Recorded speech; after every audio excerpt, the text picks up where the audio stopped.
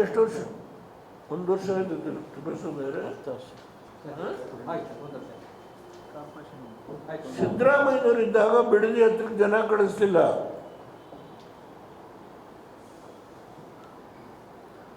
Corporation ಮಾಡಿ ರಾಮರು ಸೇರಿದಂತೆ ಬೆಂಗಳೂರು ದಕ್ಷಿಣದ ಕಾರ್ಪೊರೇಷನ್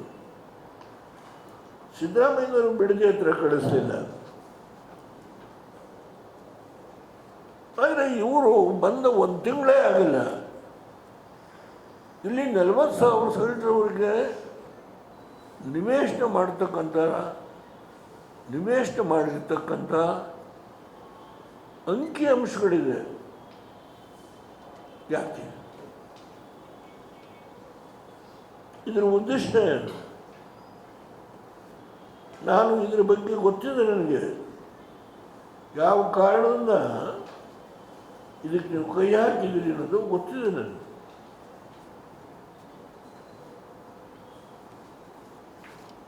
ನೀವು ಸಿದ್ದರಾಮಯ್ಯನವ್ರನ್ನ ತೆಗೆದು ಹೈಕಮಾಂಡನ್ನು ಒಲಿಸ್ಕೊಡ್ಲಿಕ್ಕೆ ಏನೇನು ಮಾಡಿದ್ರಿ ಆಶ್ವಾಸನ, ಅದನ್ನು ನೀವು ಇವತ್ತು ಸಂಪೂರ್ಣಗೊಳಿಸಬೇಕು. ಆ ಸಂಪೂರ್ಣಗೊಳಿಸಲಿಕ್ಕೆ ವ್ಯವಸ್ಥೆ ಮಾಡತಕ್ಕಂಥ ಮಾರ್ಗ ಈ ಬಿಡದಿಯ 7,000 ಎಕರೆ ಭೂಮಿನ ನಿವೇಶನ ಮಾಡಬೇಕು.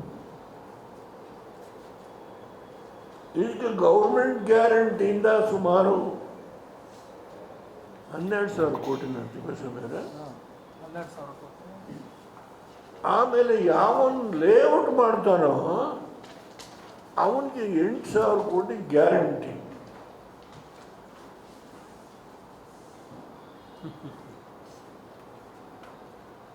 ಇದು ಬಹಳ ದಿನ ಬಚ್ಚಿಟ್ಟು ಇಡ್ಲಿಕ್ಕೆ ಸಾಧ್ಯ ಇಲ್ಲ.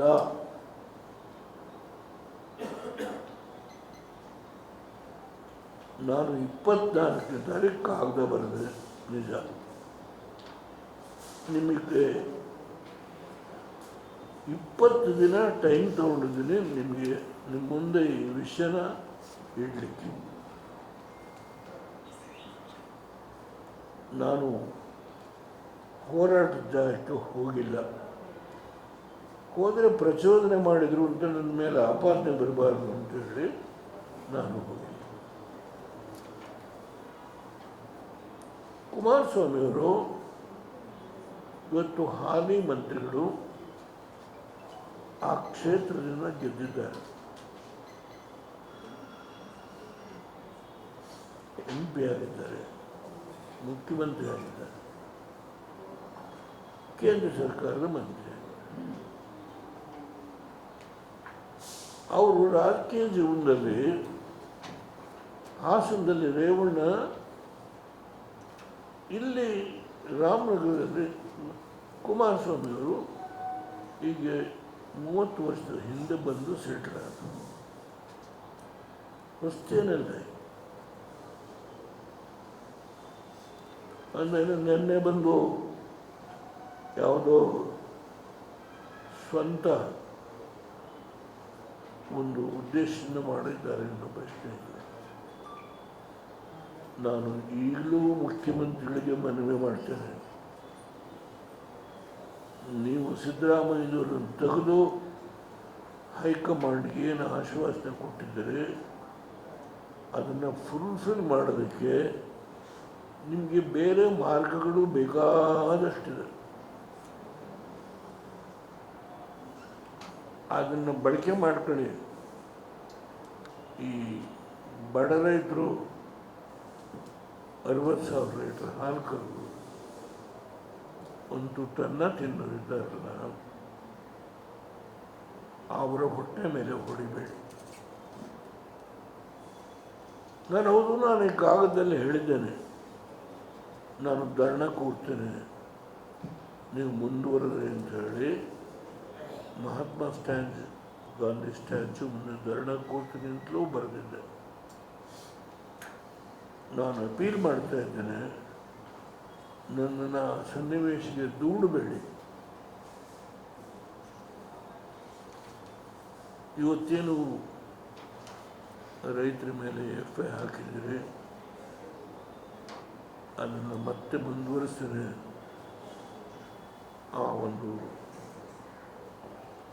ಘಟನೆಗಳಿಗೆ ಸಂಬಂಧಪಟ್ಟಂಥ ಏನು ಅಪರಾಧಗಳಿದ್ದಾರೆ ಅವ್ರಿಗೆ ನೀವು ಶಿಕ್ಷೆ ಕೊಡೋದಕ್ಕೆ ಬದಲಾಗಿ ನಿನ್ನೆ ನಡೆದಂಥ ಒಂದು ಪ್ರಚೋದನೆ ರೆವಿನ್ಯೂ ಅಧಿಕಾರಿಗಳ ಒಂದು ಕೋರಿಕೆ ಮೇಲೆ ನೀವು ಹೋದ್ರಿ. ಆಗ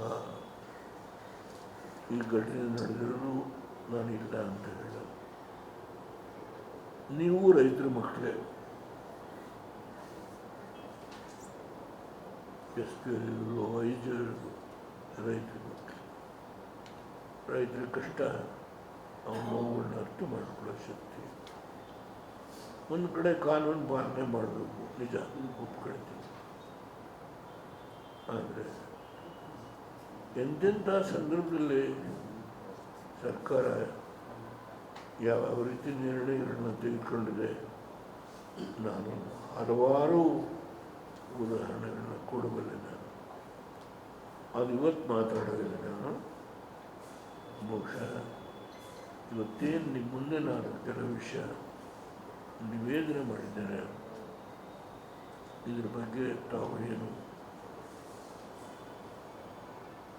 ದೃಷ್ಟಿ ಮಾಧ್ಯಮ, ಅಚ್ಚು ಮಾಧ್ಯಮ, ತಾವು ನಾಳೆ ಈ ನಾಡಿನ ಜನತೆಗೆ ತಾವೇನು ತಿಳಿಸ್ತೀರಿ, ಅದ್ರ ಮೇಲೆ ಸರ್ಕಾರದ ನಿಲುವು, ಅವರ ಮುಂದಿನ ಕ್ರಮ ಏನು ಅನ್ನೋದನ್ನು ಯೋಚನೆ ಮಾಡಿ ನನ್ನ ಕಾರ್ಯಕ್ರಮ ರೂಪಿಸ್ತೇನೆ. ನಾನು TV ನೋಡಿದೆ, ಸದ್ಯಕ್ಕೆ ಈ ಸರ್ವೆ ಮಾಡ್ತಕ್ಕಂಥದ್ದನ್ನು ನಿಲ್ಲಿಸಿದ್ದೇವೆ ಅಂತೇಳಿ ಹೇಳಿದ್ದಾರೆ. ಸ್ವಾಗತಿಸ್ತೇನೆ. ಅದು ಸದ್ಯ ಅನ್ನೋದನ್ನು ತಪ್ಪಿಸಿ ಈ ಒಂದು ನಿಮ್ಮ ಯೋಚನೆ ಏನಿದೆ ಇದನ್ನು ಕೈ ಬಿಡಬೇಕು ಅಂತೇಳಿ ನಾನು ನಿಮ್ಮಲ್ಲಿ ಸವಿನಯವಾಗಿ ಪ್ರಾರ್ಥನೆ ಮಾಡಿದೆ.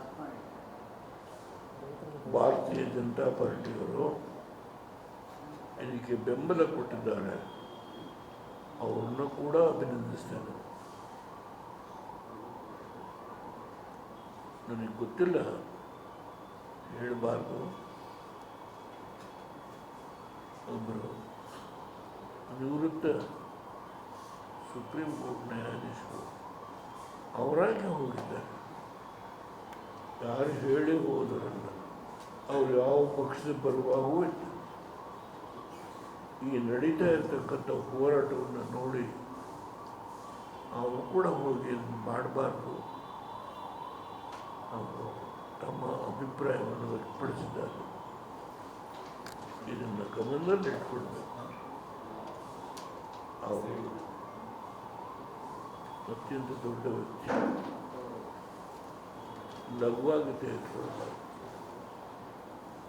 ನಾನು ಈ ಸಂದರ್ಭದಲ್ಲಿ ಇಷ್ಟು ಮಾತನ್ನು ಹೇಳಿ ಇವತ್ತೇನು ಮಾಧ್ಯಮದ ಈ ಒಂದು ಕಾರ್ಯಕ್ರಮಕ್ಕೆ ನನ್ನ ಜೊತೆ ಸಹಕರಿಸಿಕೊಟ್ಟಿರ್ತಕ್ಕಂಥ ಎಲ್ಲ ಸನ್ಮಿತರಿಗೆ, ಮಾಜಿ ಶಾಸಕರು, ಆ ಕ್ಷೇತ್ರದ ಜನತೆಯ ಮಧ್ಯೆ ಹೋರಾಟ ಮಾಡಲು ಬಂದಿರತಕ್ಕಂಥ ಮಂದಿರಗಳು, ಕುಬೇಂದ್ರ ರೆಡ್ಡಿಯವರು, ತಿಪ್ಪೇಸ್ವಾಮಿಯವರು, ನಮ್ಮ ಆ ಕಡೆ ಕೂತಿರ್ತಕ್ಕಂಥ ಶರವಣ್ಣ ಅವ್ರ ಜೊತೆಗೆ ನಮ್ಮ ಮಾಜಿ ಶಾಸಕರು, ಆ ಕಡೆ ಇಲ್ಲಿ ಅಖಂಡ ಶ್ರೀನಿವಾಸ